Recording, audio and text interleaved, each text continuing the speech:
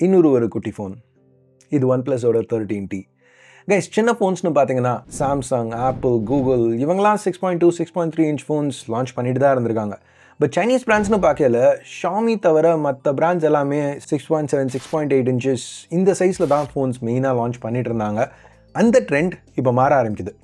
போன வருஷம் விவோ சின்ன ஸ்க்ரீனோட X200 Pro மினி லான்ச் பண்ணாங்க. சில வாரம் முன்னாடி ஓப்போ Find X8s லான்ச் பண்ணாங்க. இப்போ இது OnePlusோட OnePlus 13T இல்லை OnePlus 13s எந்த மார்க்கெட்டில் லான்ச் ஆகுதுங்கிறதுக்கு ஏற்ற மாதிரி பேரை மாற்றிப்பாங்க. இந்த ஃபோனை பற்றி பேசுகிறதுக்கு நிறையவே இருக்குது. பட் அதுக்கு முன்னாடி என் பேர் ஆஷ், நீங்கள் பார்த்துட்டு இருக்கிறது C4E Tech தமிழ். வீடியோ பிடிச்சிருந்துச்சுன்னா என்ன பண்ணணும்னு உங்களுக்கே தெரியும். வீடியோக்கு போவோம்.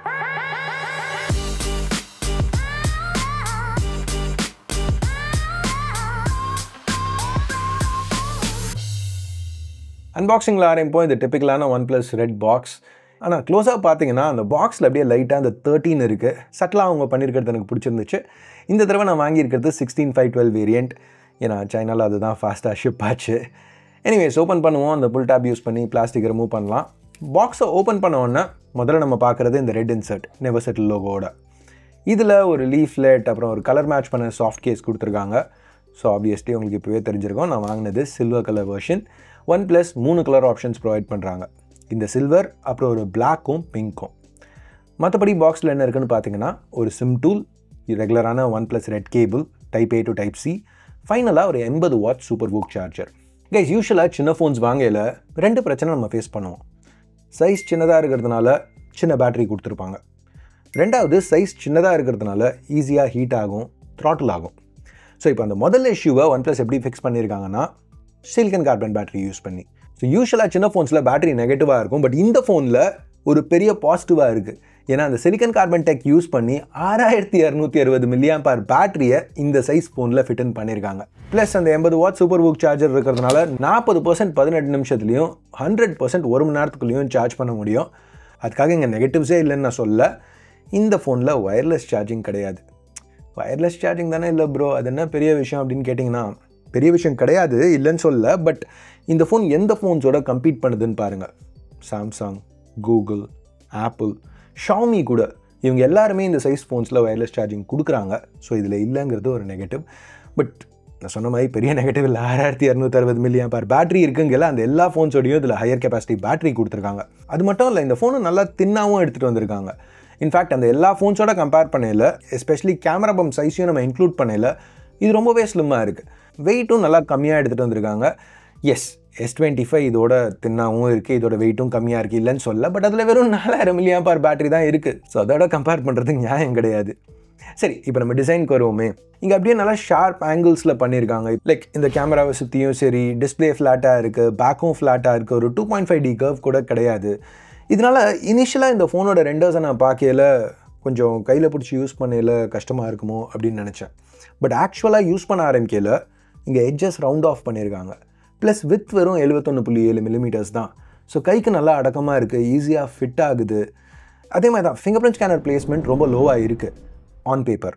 ஆக்சுவலாக யூஸ் பண்ணையில் சைஸ் சின்னதாக இருக்கிறதுனால கையில் ஃபோனை பெருசாக மூவ் பண்ணாமையே ஈஸியாக ஃபிங்கர் பிரிண்ட் ஸ்கேன் பண்ண முடியுது. ஸோ எர்கனாமிக்ஸ் நல்லாவே பண்ணியிருக்காங்க. இதுதான் முதல் OnePlus ஃபோன் ஆப்பிளோட ஆக்ஷன் பட்டன் மாதிரியே ஓப்போ OnePlus எடுத்துகிட்டு வந்திருக்க ஷார்ட்கட் பட்டனோட வருது. IR ரிமோட் இன்னமும் இன்க்ளூட் பண்ணியிருக்காங்க. இந்த ஃபோனுக்கு IP65 ரேட்டிங் இருக்குது. இப்போ லுக்ஸ்னு பார்த்தா இந்த கேமரா இந்த பேக்கப் பார்க்கையில் எனக்கு அப்படியே ஒரு பிக்சல் ஃபீல் கிடைக்குது. நல்ல ஒரு க்ளீனான எஸ்தெட்டிக், ஃபங்க்ஷனலாக இருக்குது, பெருசாக ஃபேன்சியாலாம் எதுவும் இல்லை. பட் இங்கே இந்த கேமராவில் இந்த ஷார்ப் எட்ஜஸ் இருக்கிறது யூஸ் பண்ண இது இங்கே டஸ்ட் ஈஸியாக அக்யூமுலேட் ஆகும். ஸோ அதை க்ளீன் பண்ணுறது கொஞ்சம் கஷ்டமாக இருக்கும். அது ஒரு சின்ன நெகட்டிவ். இப்போ ஃப்ரண்ட்டில் பார்த்தீங்கன்னா பெசல்ஸ் ரொம்ப ஈவனாக ஸ்லிம்மாக இருக்குது. பாட்டமில் லைட்டாக திக்னஸ் அதிகம். இது ஒரு 6.32 inch AMOLED panel, resolution 1.5K, refresh rate variable refresh கொடுத்துருக்காங்க 120 Hz. பிரைட்னஸ் 1600 nits வரைக்கும் போகுது ஹை பிரைட்னஸ் மோடில். ஸோ அவுட்டோர் யூஸ்க்கு எந்த பிரச்சனையும் இல்லை. இந்த நல்ல டிஸ்பிளேக்கு காம்ப்ளிமெண்ட் பண்ணுற மாதிரி லவுடான ஸ்டெரியோ ஸ்பீக்கர்ஸும் ப்ரொவைட் பண்ணுறாங்க. ஸோ OnePlus இந்த ஃபோனில் எல்லாமே எவ்வளோ பெஸ்ட்டாக கொடுக்க முடியுமோ அதான் ட்ரை பண்ண மாதிரி தெரியுது. ஸோ அஃப்கோர்ஸ் உள்ள சிப் லேட்டஸ்ட் Snapdragon 8 Elite தான் யூஸ் பண்ணியிருக்காங்க. LPDDR5X ரேமோடையும் UFS 4 ஸ்டோரேஜோடையும். இங்கே தான் நான் சொன்ன அந்த ரெண்டாவது ப்ராப்ளம். ஃபோன் சின்னதாக இருக்கையில் கூலிங் அதிகமாக இருக்காது, ஈஸியாக ஹீட் ஆகும், ஈஸியாக த்ராட்டில் ஆகும். ஆனால் OnePlus அதையும் அட்ரெஸ் பண்ணியிருக்காங்க. இந்த ஃபோன் த்ராட்டில் ஆகுமா? எஸ். இப்போது இப்போ கேமிங் ஃபோன் அப்படின்னு சொல்லி அந்த லெவல் கூலிங் இல்லாமல் வர எல்லா 8 எலிட்ஸுமே த்ராட்டில் ஆக தான் செய்யுது. 8 எலிட் சிப்பே வந்து ஒரு 50% ஸ்டெபிலிட்டியோடு தான் வருது. ஸோ அதோட கம்பேர் பண்ணையில் இங்கே லைட்டாக ஸ்டெபிலிட்டி பெட்டராக கூட இருக்குது. இந்த 20 நிமிஷம் ஸ்ட்ரெஸ் டெஸ்ட்டுக்கு அப்புறம் கூட டெம்பரேச்சர் 43 டிகிரிக்கு மேலே போகல. ஸோ கொஞ்சம் வார்மாக இருக்குது, பட் கவலைப்படுற மாதிரி இல்லை. இப்போ பெர்ஃபார்மன்ஸ்க்கு ரொம்ப முக்கியத்துவம் கொடுக்குறவங்க யூஸ்வலாக கேமிங்க்கும் முக்கியத்துவம் கொடுப்பாங்க. ஸோ அந்த ஆடியன்ஸ்க்கு கேட்டர் பண்ணுறதுக்கு இங்கே சூப்பர் ரெசல்யூஷன் ஃப்ரேம் ஜென் ஆப்ஷன்ஸும் OnePlus ப்ரொவைட் பண்ணியிருக்காங்க. இன்ஃபேக்ட் பைபாஸ் சார்ஜிங்க்கு கூட இங்கே சப்போர்ட் இருக்குது. இப்போ சாஃப்ட்வேர்னு பார்த்தீங்கன்னா ColorOSல ரன் ஆகிட்டு இருக்கு. Android 15 மேலே பில்ட் பண்ண வெர்ஷன். ஸோ நம்ம ColorOS பல ஃபோன்ஸில் பார்த்துட்டோம். இங்கே எதுவும் புதுசாக நான் சொல்கிறதுக்கு இல்லை. ட்ரான்சிஷன்ஸ் நல்லா ஸ்மூத்தாக இருக்குது. ஆப்ஸ் லான்ச் ஆகிற அந்த கன்சிஸ்டன்சி நல்லா இருக்குது. அனிமேஷன்ஸ் ரொம்பவே ஃப்ளூயிடாக இருக்குது. அதெல்லாம் Find X8 அல்ட்ராலாம் நம்ம பார்த்த அதே மாதிரி தான் இருக்குது. அஃப்கோர்ஸ் குளோபலாக இந்த ஃபோன் லான்ச் ஆகையில் ColorOSக்கு பதில் OxygenOSோட லான்ச் ஆகும். பட் இப்போலாம் வர ColorOS OxygenOS எல்லாம் ஒரே மாதிரி தான் இருக்குது. லைட்டாக சில ஆப்ஸ் மாறுதே தவிர எக்ஸ்பீரியன்ஸ் பெருசாக மாற போகிறதில்ல. இப்போ இந்த OnePlus 13T நல்ல பேட்டரி லைஃப் ஃபோன், நல்ல ஒரு எர்கனாமிக் ஃபோன், நல்ல டிஸ்பிளே இருக்கிற ஃபோன், நல்ல கேமரா இருக்கிற ஃபோன்னு சொல்ல முடியாது.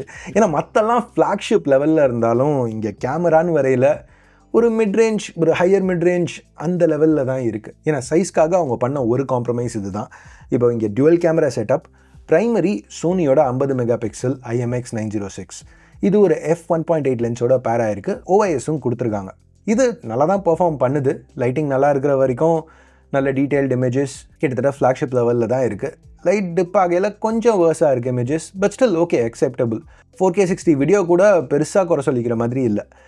Secondary 50 mega pixel Samsung JN5, இதை 2x டெலஃபோட்டோ லென்ஸோட பேர் பண்ணியிருக்காங்க.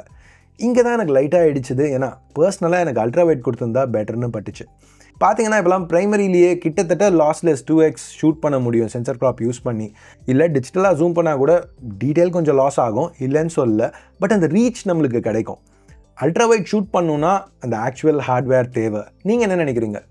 இந்த மாதிரி ஒரு ஃபோனில் 2 கேமரா தான் கொடுக்க முடியும்னு வரையில் செகண்டரி ஜூம் கேமராவாக இருக்கணுமா, அல்ட்ரா வைடாக இருக்கணுமா? எது பெட்டராக இருக்கும்னு நினைக்கிறீங்க? ஏன் கமெண்ட்ஸில் சொல்லுங்கள். இங்கே இருக்கிற 16 மெகா பிக்சல் செல்ஃபி கேமரா நல்லா தான் பெர்ஃபார்ம் பண்ணிச்சு. டீட்டெயில்ஸ், கலர்ஸ், ஸ்கின் டோன்ஸ் இதெல்லாம் ஓகே. பட் வீடியோன்னு வரையில் தான் 1080 30க்கு கேப் பண்ணியிருக்காங்க. அது கண்டிப்பாக ஒரு நெகட்டிவ். இப்போ ப்ரைஸிங்னு பார்த்தீங்கன்னா OnePlus 13T சைனாவில் 3400 யுவான்லேருந்து அவைலபிளாக இருக்குது. கன்வெர்டட் ப்ரைஸஸ் ஆன் ஸ்க்ரீன் இருக்கணும். பட் இந்தியாவில் 13S லான்ச் ஆகல 55,000 60,000 ரூபாய்க்கு வரும்னு எதிர்பார்க்குறோம். ஸோ ரேட் ஒன்றும் கம்மி கிடையாது. பட் அதே சமயத்தில் இது ஒரு உண்மையான ஃப்ளாக்ஷிப் ஃபோன். இன்ஃபேக்ட் பேட்டரி லைஃப்னு பார்த்தீங்கன்னா இந்த சின்ன ஸ்க்ரீன், வேரியபிள் ரிஃப்ரெஷ் ரேட்டோட உள்ள சின்ன ஸ்க்ரீன் ப்ளஸ் இவ்வளோ பெரிய பேட்ரி, இந்த காம்பினேஷனால் பேட்ரி லைஃப் ரெகுலர் சைஸ் ஃப்ளாக்ஷிப்ஸோட கூட பெட்டராக இருக்கும்னு தான் எதிர்பார்க்குறேன். ஸோ ஒரு சின்ன ஃபோன் வேணும் அப்படின்னு நினைக்கிறவங்க, கேமராஸ்க்கு ரொம்ப முக்கியத்துவம் கொடுக்காதவங்களுக்கு இது ரொம்பவே ஒரு நல்ல சாய்ஸ் மாதிரி தான் தெரியுது. இன்ஃபேக்ட் கடைசி பல வருஷத்தில் OnePlus லான்ச் பண்ண ஃபோன்ஸ்லேயே எனக்கு இது தான் ரொம்பவே பிடிச்சிருக்கு. ஸோ இந்த ஃபோனை பற்றி நீங்கள் என்ன நினைக்கிறீங்க கமெண்ட்ஸில் சொல்லுங்கள். அவ்வளோதான் இந்த வீடியோ பார்த்ததுக்கு நன்றி. Ash out.